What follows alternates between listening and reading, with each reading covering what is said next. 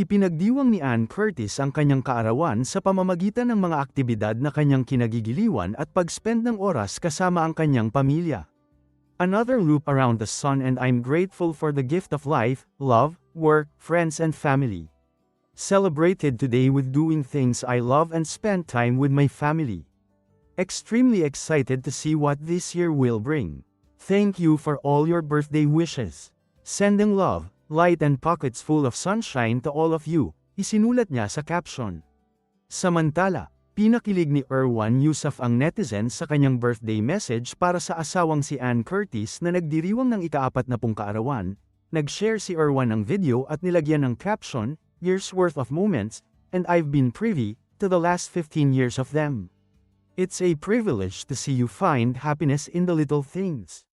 Na sinagot naman ni Ann ng, "Thank you my love, I love you."